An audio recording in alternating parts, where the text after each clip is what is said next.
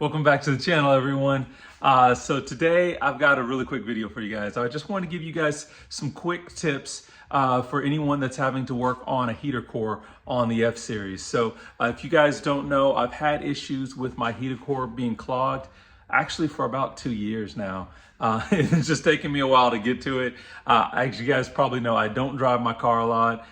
So it hasn't been that big of a deal, but because my car's been down for a while, especially and then having the new X5, I took the opportunity to go ahead and address this heater core issue.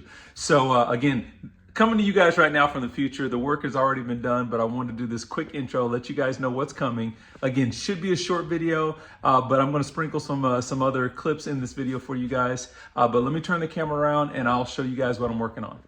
I just made it back from vacation. So now we've got the car, again, the dash is already pulled out. What I'm trying to do right now is I've hooked up the water hose to the inlet of the heater core. I've tried to isolate the rest of the coolant system, but what I'm trying to do is flush fresh water through the heater core, making sure that there's no coolant inside that heater core, so that when I get ready to remove this heater core from the dash, if I'm going to have anything leaking, I would rather have be water leaking in the interior as opposed to coolant. So that's the purpose here, and then I'll have to add fresh coolant to the system when I'm done. I want to give you guys a quick update, and again, this is not a step-by-step directions. I just want to kind of show you guys where I'm at. I have pulled the old heater core out, verified, we're trying to run water underneath it. It is completely clogged. Not really sure why the audio is so bad on this clip here, but basically I'm just trying to run some water through this heater core. And as you can see, it's pretty clogged. It's basically just trickling out at the bottom, which it should be flowing a lot more freely there. So very glad we got a new heater core and getting ready to get that installed now. But for those that are looking at doing this, the F series model is slightly different, at least the F10 is. I did not have to remove the entire heat core section or the HVAC section. There are actually, I think there's about 8 or so bolts up top, and that's what this unit here is. So let me pull this out real quick.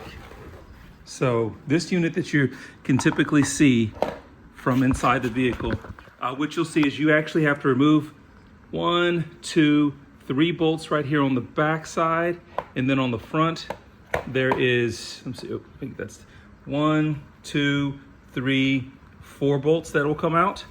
Once you've done that, you also, of course, make sure you disconnect all your connectors, and then you also have to unconnect your lever arms. So there's one on either side here that you actually have to disconnect so that you're able to remove this unit out. Once you remove that unit out, there are these little clips here. These clips are holding on your lines. So there's 2 lines on this side, 1 line on that one. Those I was able to just remove here with my hand. I did use a screwdriver to get one to move a little bit, but once it was moving again, you were able to pull it out. Now I have this big wiring mess, but that is now done. So there is my new heater core ready to go in. So I'm gonna go ahead and install that and reverse everything that I just did.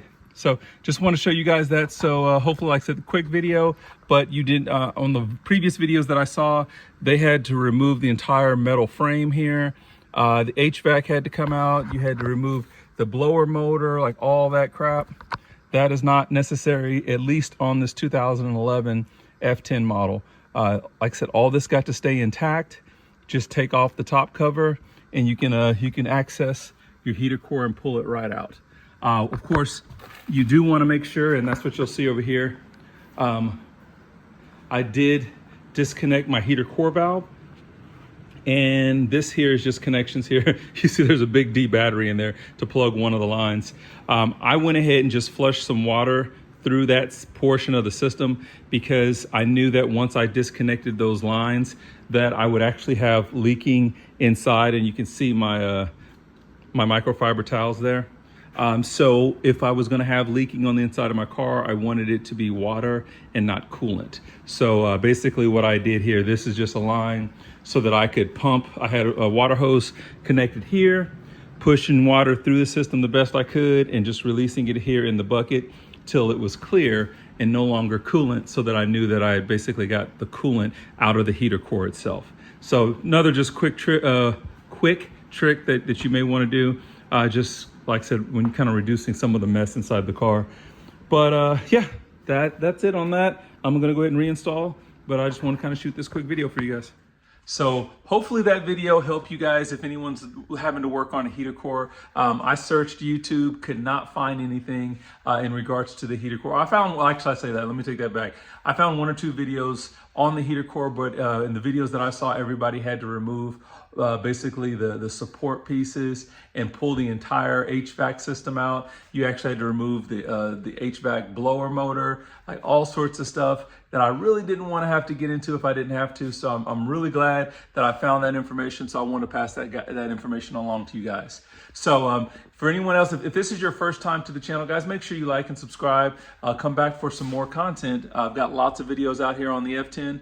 But other than that, everyone be safe, and we'll catch you guys in the next video.